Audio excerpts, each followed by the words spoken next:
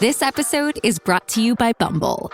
So, you want to find someone you're compatible with, specifically someone who's ready for a serious connection, totally open to having kids in the future, is a tall, rock-climbing Libra, and loves rom-coms with vegan pizzas on Tuesdays just as much as you do. Bumble knows that you know exactly what's right for you. So whatever it is you're looking for, Bumble's features can help you find it. Date now on Bumble. You are listening to a Pleasure podcast. For more from our Sex Podcast Collective, visit pleasurepodcasts.com. Welcome back to Private Parts Unknown, a podcast about love and sexuality around the world. I'm your host, Courtney Kosak, and today, Privates, we are getting our groove back after a breakup. Oh, it is the worst. I totally understand, but we are going to get by, and we are going to get by with a little help from our friend Gabrielle Stone. Gabrielle wrote a book called Eat, Pray, FML, aka Fuck My Life, about her eat, pray, love style trip after breaking up with her then husband of 2 years. There was so much drama in that situation. And anyway, she took a trip and hilarity and healing ensued. So I talked to Gabrielle for this interview back in October 2022. And what's awesome is her happy ending has gotten even happier since then. So in March of 2023, she married her current partner. She mentions him towards the end of this interview. And then in August 2023, this past August, they welcomed their first child together. They had a son, Stone Christopher. He's so cute. And as I have mentioned before on this show, I used to react terribly to breakups. They were like my Achilles heel, and they have been some of the lowest periods in my life. But on the upside, they forced me to do a lot of work on myself. And I am actually about to get married to my boyfriend of 7.5 years, and we have such a good relationship. So if you are struggling through a breakup, I just want to remind you that while this might be a terrible, horrible, painful time, breakups can be catalysts for some awesome, amazing changes in our lives. So perhaps there is a silver lining, and this is an opportunity to discover an even better partner or an even better path in life. I am very excited to share Gabrielle's story with you.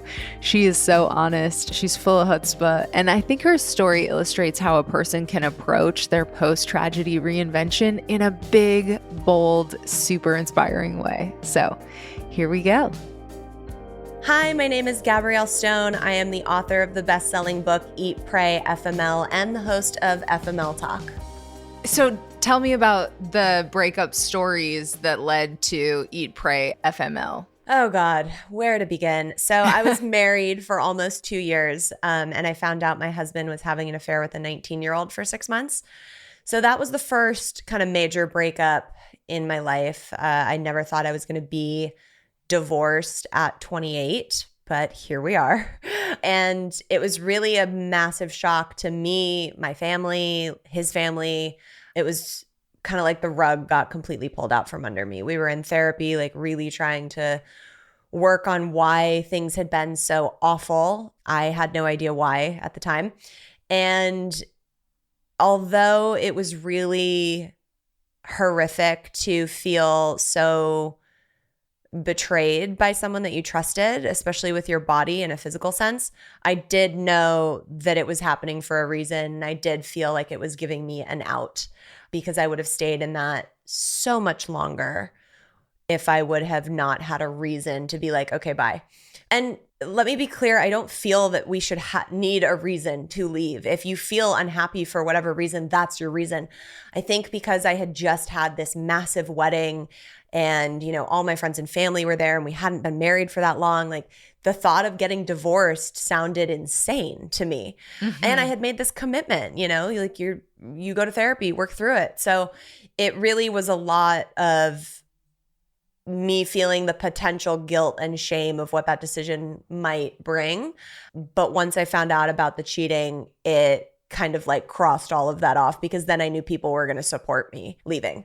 So that breakup was intense, but I wasn't in love with him I loved him as a person, but I don't think I was ever in love with him. And I didn't come to realize that until my next relationship, which is the one that really screwed me up. So shortly after I filed for divorce, I left the house and met this man. And we fell madly in love with each other. It went from like 0 to 100. And I've come to know from so many of my readers DMing me how often this is that the relationship after the long important one is the one that really fucks you up. And I can attest to that. That is in fact true. And we really just fell head over heels. Like it was like, meet my family. I'm going to have babies with this person. We're done. Signed, sealed, delivered. And the second night we were hanging out, he was like, I have a month-long trip to Europe booked. I don't know what to do now. I was like, well, I would never tell you not to go travel. He was like, no, I want you to come with me. And of course, I'm sitting there going, you're absolutely insane. But also, when are you leaving? Europe had been on my bucket list for a very, very long time. And I started to seriously consider it. And he goes, I'm leaving on September 4th, which would have been my 2-year wedding anniversary. And I said, okay, when are you coming home? And he said, October 4th, which is my late father's birthday. So by this time, I'm like, all right, universe, I hear you. I'll go on the trip. I got it. Like, this is all meant to be. Of course I had to get cheated on. Of course I had to get divorced so I could end up in this soulmate relationship, right? So we're together for a month and a half. Everything's just like blissfully happy. We're obsessed with each other. It's just like 0 to 100. And 48 hours before we were getting on the plane to go to Europe, he told me he needed to go by himself and broke up with me. And you're like tickets booked and... Oh, no. Like bag is packed by my bed. Bag that we bought together at REI because like I've only traveled with luggage. Yeah, no, like literally 2 days before we were going on an international trip. And when I tell you I was devastated, like this man broke my heart like my ex-husband never could have done. It was at the height of the honeymoon stage. I thought I was spending the rest of my life with this person.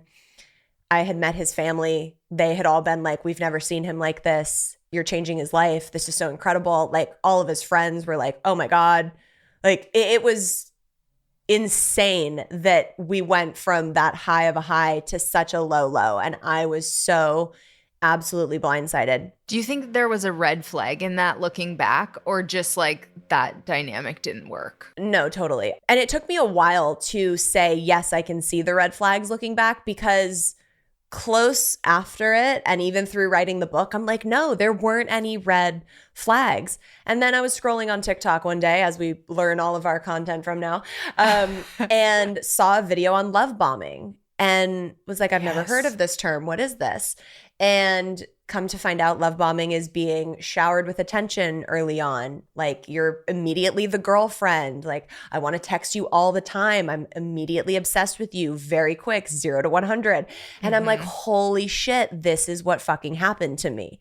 And I think, to be clear, there's love bombing in 2 separate types of ways. It can happen intentionally from a narcissist when they're like, I want to sink my claws into this person and shower them with love and get them to be only mine and start to like take them away from their people. I don't think that's what was happening. I think there's another side of love bombing when someone has a void within themselves that they are trying so desperately to fill, and they meet you and you're starting to make them feel better, and they're like, oh, they're filling my void. Like I want more of them, until they realize that that feeling isn't fixing the void anymore, because no one can fix that void except the individual themselves. And when they have that realization, they're like, oh, actually, I went too fast. I'm out. And the other person is left there just going, wait, I'm sorry, what? I thought we were like on this trajectory. So I looking back on it now, yeah, that was for sure a red flag that it had to move that fast for both of us. So where do you pick up, like, you know, you're now 48 hours out from your trip. Are you considering not going? Why did you ultimately decide to make the trip? I had probably 12 hours of a panic moment where I was calling a couple people, seeing if they would want to go with me. I was like, well, should I not go? And then I was like, well, no, because then I'm just going to stay at home heartbroken and watch this fool travel around for a month. Like, fuck that. I'm not going to just sit in my heartbrokenness. Like, I was at my mom's house crying in my high school bedroom because that's where you move when you get divorced. And I was like, absolutely not. Like, I need to go. So luckily, I had a friend from high school that had moved to London, and she was there with her significant other. And I was like, look, I don't have any plans. I don't know what the fuck I'm about to do, but can I start my trip at your place? And she said, yes, of course. So I was like, all right, I guess I'm going to Europe for a month by myself. And again, I had never traveled alone, especially not with a backpack. It was totally new to me, totally out of my comfort zone. And you know, the only thing I had heard about hostels on the plane ride over was that there's a horror movie about them and people get brutally murdered in that. And I was like, all right, I guess this is what we're doing. But I knew I'm a huge believer in everything happens for a reason, even if you can't see it in that moment. And I knew in that moment that this was all happening for a much bigger purpose. I knew whatever I was going to learn on this trip was going to be massive. Since I lost my dad when I was a little girl, I have had a fear of abandonment and a fear of being by myself. And this was the universe's clear way of making me go face that shit head on in a very big, extravagant manner. And it did. It totally changed my life and my career. So one thing that was interesting when I was preparing for this, you sold your ring to fund the trip. I did. And, you know, I wish I would have written about that in the book, because when my TikTok videos started blowing up, I get, 95% amazing comments on there, but there's a 5% of people who just think I'm the worst and hate me. And, it's art, it's subjective, to each their own. But one of the comments I get is like, oh, it must be nice to be rich. And I was like, I spent 20 grand trying to get divorced. I was financially devastated, living at my mom's house, not knowing what to do or where to go, had no savings. And I sold my engagement ring back to the jeweler who we got it from, and got 5 grand from him. And that funded that whole month in Europe. That's kind of a good way to get yours, though, after a divorce. It's like, why not? That's your treat money. Totally. And the kicker was that at the end of my trip, his attorney, when we finally reached an agreement after, months and months of bullshit, his attorney reached out and they were like, okay, well, he's ready to sign, but he'd like the ring back. And I was like, sorry, you can tell him I already sold it and went to Europe. Like, what? You don't cheat on someone and then be like, oh, hey, let me get the ring back that I gave you to promise you all this bullshit that never happened. Totally. Oh my God. Okay, so the trip, how did it help you work through the breakup? Yeah, I think the trip was everything. It was a way for me to finally be by myself and work through a lot of shit and trauma. It was also an escape. There were nights where I would go out and not make the best decisions and met a lot of people and partied. And there were nights where I would stay in and cry and write for 6 hours.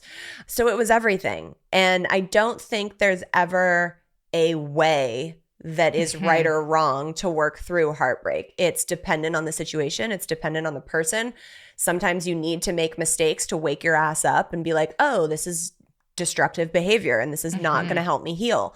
And sometimes you need to sit in the shit, figuratively, to really figure out what you need to make your heart feel better.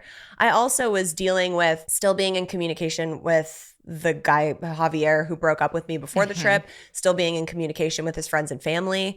If you are going through heartbreak and you want my best advice, if you're really trying to get over someone, block them on everything and stop communicating. It's amazing when you use that block button on social media, people really don't exist anymore. And it is life-changing if you are really ready to do that. Because a lot of us say, yeah, I'm ready to move on. Yeah, I'm ready to feel better. Yeah, I'm ready to heal. Then block him. And we're like, well, no, I can't do that. And it's like, why? That's the one thing that's going to help you. And people are like, no, I can't. I'm not there yet. What if he thinks I'm mad at him? What if he doesn't understand? What if he, and it's like, it's protect your peace, dude. That's the best piece of advice I can give you. For sure. I was going to ask you how you feel about the no contact rule and the concept of closure, because as I was reading, I was like, girl, just don't talk to him anymore. Yep. It's so much easier when we're on the outside of it. And I know there are people, I actually had a lot of fear of writing the sequel because I read it back in the edit process and wanted to fucking shake myself and was like, bitch, just like let it go. But the most messages I've gotten regarding the sequel are people that resonate with that specifically. The not being able to fully let go, the always letting the door be a little bit open, the breadcrumbing that people will continuously do to you to keep you sucked in. So, I had to be truthful about that. Looking back on it, no, I was going to say, do I wish I would have like cut it off sooner? But I think my story played out exactly how it needed to. There are things on that Europe trip even where if they wouldn't have gone down that way, I would have had so many questions in my mind still. And like you have to remember when I was on this trip, it wasn't like he was like, I don't love you. I don't like you anymore. Like we're going to bye. It was very confusing in the, well, I still like, I care about you. You changed my life. I always want you in my life. I just like, I'm grieving and I need to really figure things out. To clue people in a little bit, he lost his brother a year and a half before we met to suicide. And he said when he fell in love with me, a lot of that grief that he pushed so far down just opened up like floodgates. And so it was very confusing. It really was not black and white. It was very fucking gray. But yeah, now when my friends go through stuff like that, I'm almost like I should be a little more sensitive to it, but I'm like, no, bitch, this is not, it's not like you need to back up and just leave now. Just take it from someone who took so long to like realize it and get through it. I think we often excuse behavior so much when like, people are doing the bare minimum. It's like, oh, he hearted the text you sent him. Right. That was all he could do. And you're like, no, but he responded. He loved it. And I'm like, no, dude, that's dismissive. Like, ask for more. You're better than that. That is so funny. Yeah, no, I found that so relatable because letting go was the hardest thing. And I could always find an excuse. And now I feel this exact same way as you, where I'm like, look at a situation. I'm like, no. And I think if I just got engaged and I've been with this guy for a long time, but I think if I were to go through it again, I would be like that in practice too. Just like, no, blinders, whatever. Oh my God. I joke all the time that I'm engaged as well now. But if I was ever single and had to go on dates, like I'd be ruthless and scary. Like people would be like, wait, first of all, this bitch wrote 2 books. Now I'm taking her on a date and she's like, her standards are so insanely high. It would just be like, no, sorry. Yeah. You don't have time for it anymore. It's a fine line that we learn in life once you get to that place where you realize your worth. And then it's like, oh, I have been accepting so much less for so long that now I'm going to flip the other way. And it's like, good luck getting up to the standards, bud. Yeah. Meet me on my level. Yeah, yes. For sure. So, I mean, you wrote a whole book, but I think for anyone, like journaling to help you understand what went down. And I love the concept of the thought onion. It's almost as good as therapy, like interrogating your thoughts. Can you kind of explain like how the writing process impacted your healing and how the thought onion works? Yeah, totally. So for whatever reason, I wasn't really a writer before this. I mean, I could bullshit the hell out of an essay and I loved my creative writing classes, but I was not a writer by any means. And I just knew when I decided I was going to go on the trip alone, I was like, I'm going to write a book about this because my life had become a horror sitcom. And I knew whatever I was going to find on this trip within myself was going to help a lot of other people. So I went and bought a leather-bound journal and I wrote 3/4 of the book on the trip by hand. And it wasn't like I was journaling and then I turned it into a book. Like if you open the journal, it's chapter 1, very, very close to how the finished book got published. Wow. And I feel like it was therapy for me because I was writing as it was happening. And it's different when you're writing something by hand as opposed to typing because the emotions and the feelings that are happening inside your body are physically being released onto the page. And there's something really freeing about that. Every time I finished a chapter, I felt like I had kind of like completed that section of whatever I was doing or going through.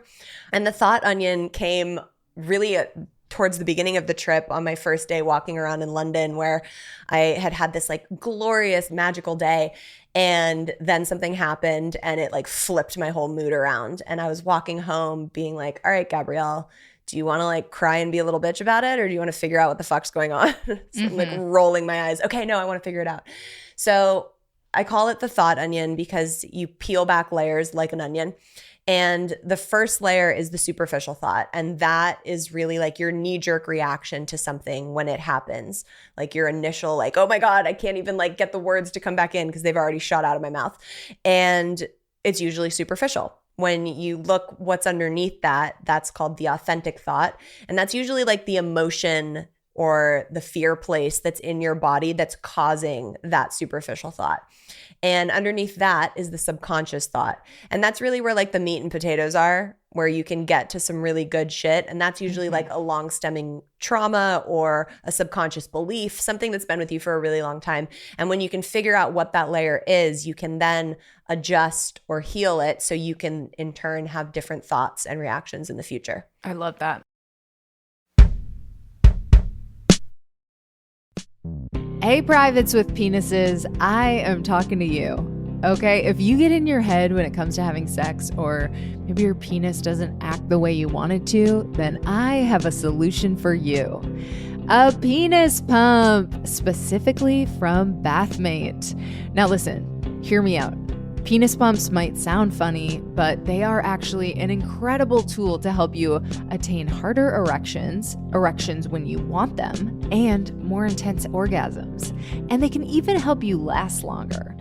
Bathmate is the world's best-selling penis pump for a reason. With over 1 million satisfied men and even more satisfied partners, Bathmate harnesses the power of water through a hydraulic vacuum, acting as a secondary pump to your heart to draw blood safely into the penis. These are more effective and comfortable than traditional air pumps. It's like a workout for your cock. Bathmate helps flush toxins and maintain tissue health, providing a safe, effective way to exercise an area neglected in the gym. While the user will feel an immediate benefit after using Bathmate, the greatest benefit is typically felt after 2 weeks of regular use. And you can rest assured in trying Bathmate out because there is a 100% money-back guarantee. So confident in the benefits of the product, Bathmate offers a 60-day 100% money-back guarantee starting from the day the product lands on your doorstep. So try it out, and if you're not satisfied, they'll send you a full refund. So how do you use it? Good question. Well, Bathmate is the world's only FDA-regulated hydro pump, so you use it in water. The hydro pump lends itself to use as part of your daily wash routine, so you can do it in the privacy of a bath or shower.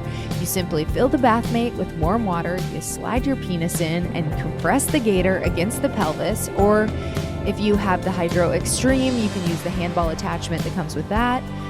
And basically this induces a vacuum, and you leave the Bathmate on for about 3 minutes, and then you release the valve. Recommended use is between 3 to 5 times per week. And while Bathmate can be used like a conventional pump for sexual spontaneity, the main intention of Bathmate is the private training aid, lending itself to discretion. This device is not a sex toy and does not directly stimulate pleasure, but it might help you have more fun in the bedroom. And right now, Bathmate is offering our listeners 10% off their first order when you go to bathmatedirect.com/privateparts.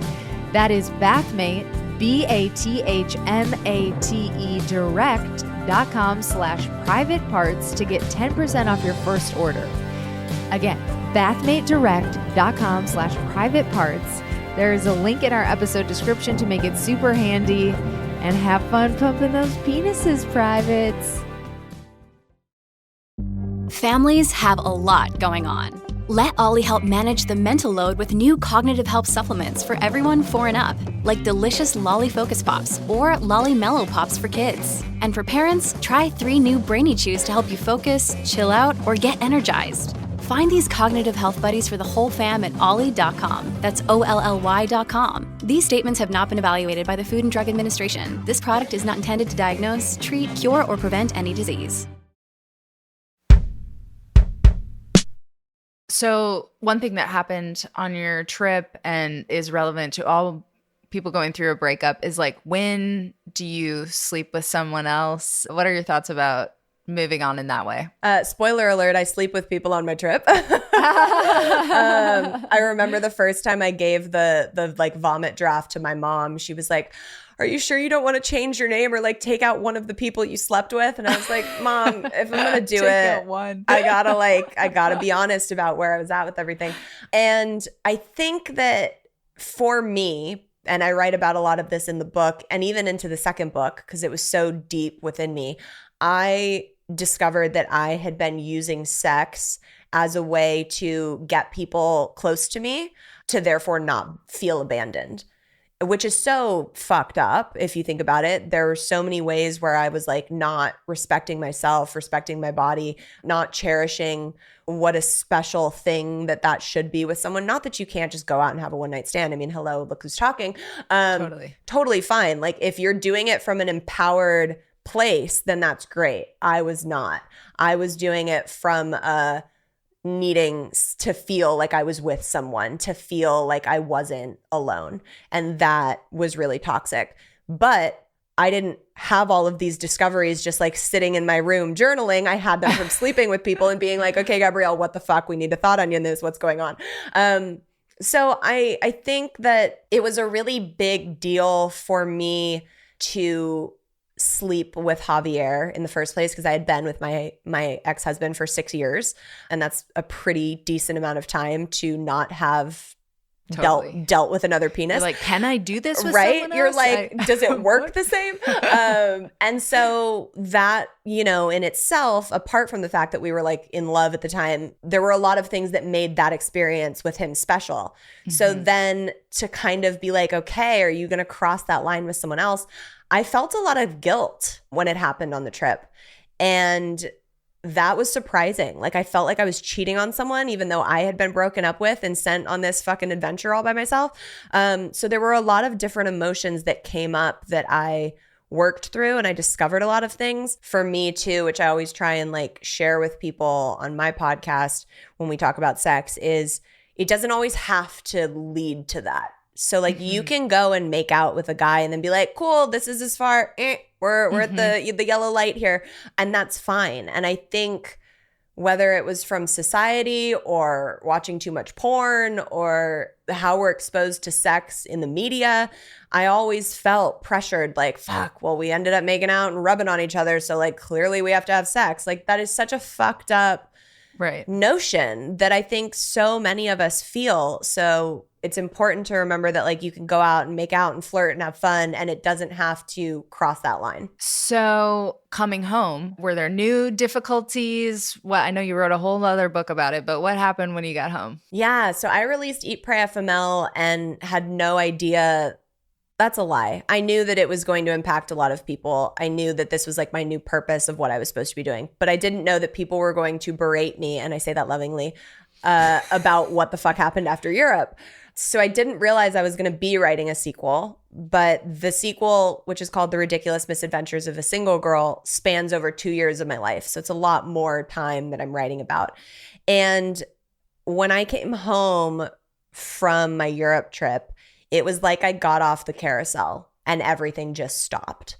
It was Europe and new friends and people and experiences and go, go, go. And then I came home and was 28, divorced, living at my mom's house. And that was a big shell shock for me. And I fell into probably one of the biggest depressions I've ever been in, and really didn't see how I was going to be getting out of it. That is where I created the Self-Love Cocktail, which is written about in the epilogue of Eat, Pray, FML, because I didn't really figure all of it out on the trip. This whole journey, everybody was like, you have to learn how to love yourself first. Loving yourself is the most important thing before you can love another. And I'm like, okay, fuck, I get it. Can anyone tell me how? Like, give me instructions on how you're supposed to love yourself. And nobody had an answer for me. So I was on this like mythical self-love journey trying to figure out what the hell that meant and how to do it. And it was really getting myself out of the depression that I found myself in was how I found the answer to that. And I call it the Self-Love Cocktail because obviously you have to equate it to a cocktail or wine. And it's really simple. You sit down and you write out things that you can give yourself that make your soul happy. So nothing that you need from outside sources or anybody else to help with. For me, that was dancing, meditating, going to the gym, eating healthy, writing. And I put that list on my mirror and I was like, okay, you do one thing on this list and you can get back in bed and binge a Netflix show. Like, gotta do one thing. And then a couple weeks after that, it was okay, like, let's do two things. And then I didn't want to get back in bed after a few weeks. And then it was three things. And before I realized it, I was feeling so much better. And it was because I was loving myself. And when I realized that when you want to love yourself, all you have to do is give your soul the things it loves, it completely changed my life. So many times we think when you want to love yourself, you have to look in the mirror and be like, I love you, Gabrielle. Like, you're amazing. You're beautiful. And like, if you can do that, more power to you. I always felt fucking crazy.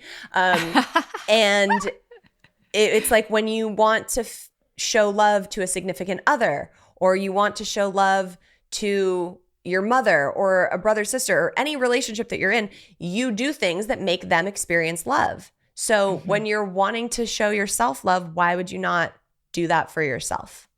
Yeah. So I think that kind of speaks to like a breakup can lead you on the most healing journey. And some of it is this learning how to take care of yourself stuff that you're talking about.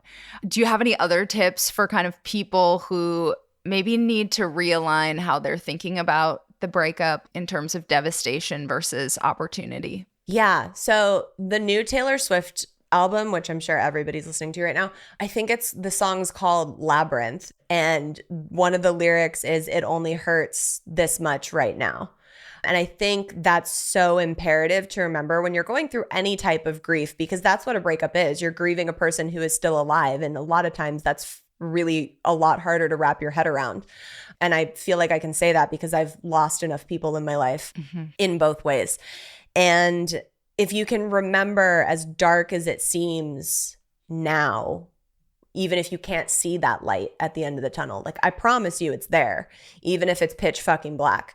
And if you can hold on to the notion that A, it only hurts this much right now, and B, there is a light at the end of the tunnel, and I know that this is happening for a reason, whether I can see that reason or not.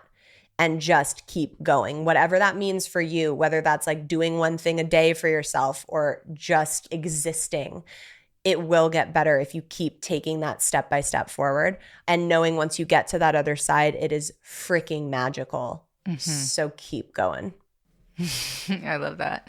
I mean, you mentioned books that you read in the book, and I'm curious if you have any like must reads for someone going through this, aside from yours, of course. Yeah, I mean, I would definitely start with my two. But I also released a self-love journal called Fuck Off, I'm Healing.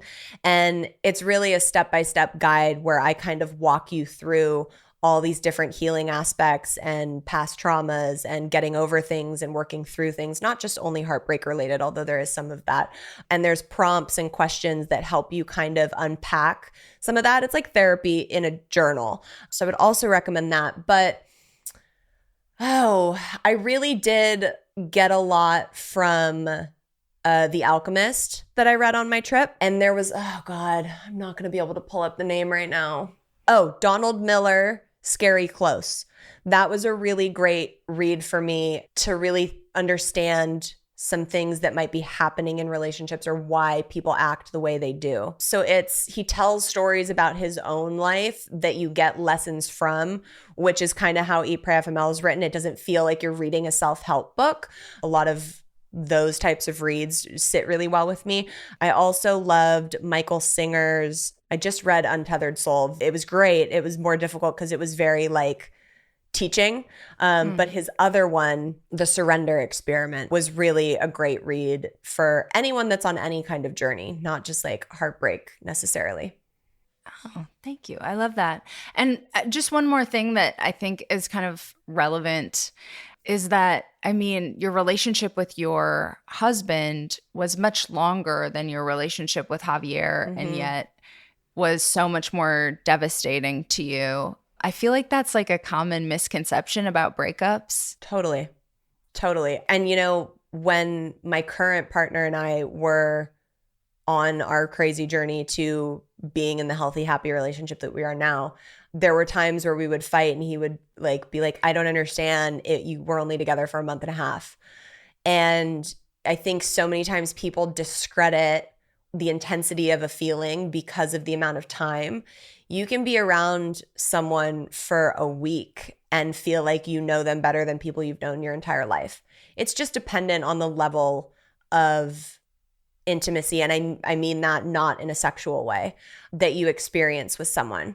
We're about to get a little woo-woo here, but I've also done a lot of past life regressions and soul contract work. I fully believe that Javier and I had some past life stuff going on, which makes things that much harder to break up and cut off. So if there's people that are resonating with what I'm saying and going like, yeah, this doesn't feel like a normal breakup, what the fuck? There's a good potential you are here for like a karmic relationship with them and you had some past life stuff going on.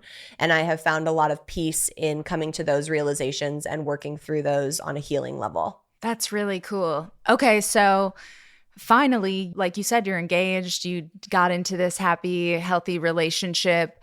Was there any mindset shifts that you think allowed this relationship to be better or like set you up for success? Yeah, so people will read in the sequel, they'll meet my current partner with me and kind of see the insane roller coaster ride it took us to get to where we are now.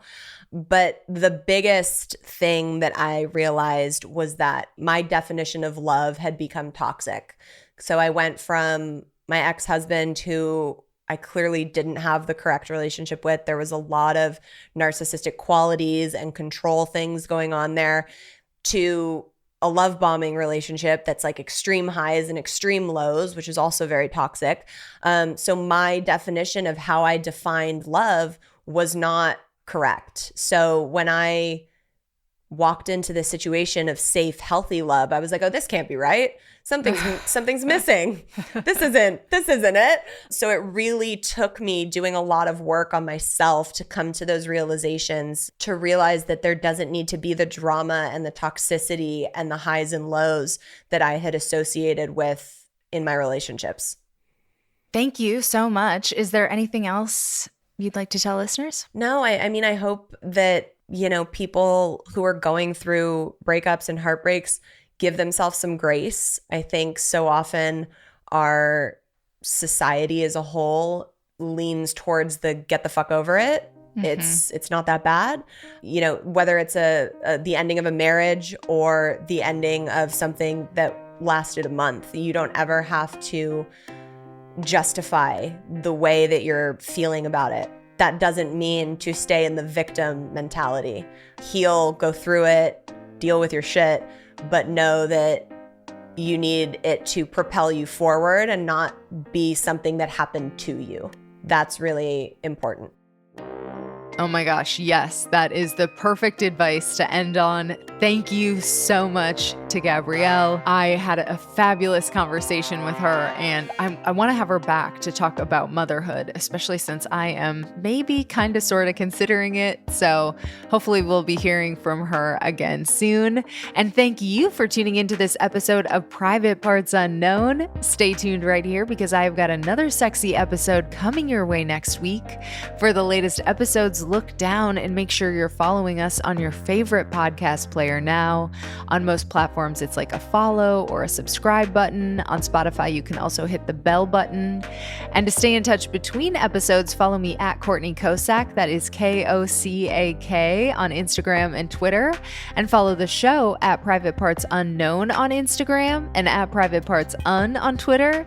And hey, privates, I am shamelessly trying to hit the top 1% on OnlyFans, always and forever. So if you are interested in a Playboy-style peek behind the podcast, you can subscribe to my OnlyFans account. It is onlyfans.com/CocoPeepShow. It is a very horny way to help support the show. So if you are interested, join me on OnlyFans. It is onlyfans.com/CocoPeepShow. And of course, subscribe to our newsletter at privatepartsunknown.substack.com. There is a link in the episode description for that.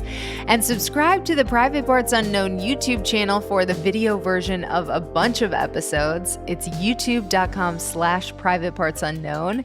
That is youtube.com/privatepartsunknown. And actually, you can listen to the audio versions as well over there now. So it is youtube.com/privatepartsunknown, and make sure you hit subscribe. It really helps us out in the algorithm. And check out my other podcasts for more of my audio creations. I have The Bleeders about book writing and publishing, and Podcast Bestie, which is a best friend to podcasters trying to grow and monetize their shows. Shout out to Amy Rausch for the bomb-ass theme music. For more info about Amy and her music, check out amyrausch.com. That is Amy, RAASCH.com. This episode was mixed by my beloved audio guy, Michael Castaneda of Plastic Audio. And after enjoying this content, could we ask you for a quick favor? Just go to ratethispodcast.com/private and give us a 5-star rating and a review.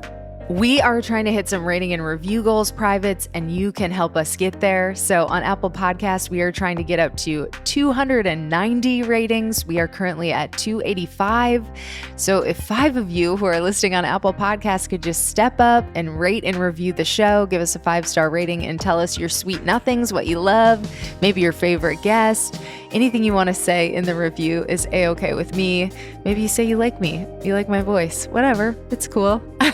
I appreciate all compliments. And on Spotify, we are trying to get up to 145 ratings. We are currently at 142. So you just hit I just learned it's called the hamburger sign, but it's those 3 dots. And then you click rate show and then all 5 stars and you submit it. And that's it. Voila. You just made my day.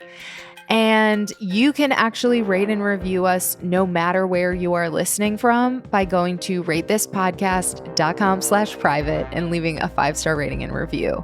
Oh, and there is one more way you can help support the show. We are now on the Fountain app. So if you are listening on Fountain or another V4V platform and you get value from this show, you can support us by sending a boostagram. You can even send a comment along with your boost. And I have to say, those are my favorite messages to get because they come with a little bit of money. Thank you so much for sticking with me until the end. Until next time, stay curious and keep exploring. Love you, privates. Judy was boring. Hello. Then Judy discovered ChumbaCasino.com. It's my little escape. Now Judy's the life of the party. Oh, baby, mama's bringing home the bacon. Whoa, take it easy, Judy. The Chumba life is for everybody. So go to ChumbaCasino.com and play over 100 casino-style games. Join today and play for free for your chance to redeem some serious prizes. ChumbaCasino.com. No purchase necessary. Void where prohibited by law. 18+ terms and conditions apply. See website for details.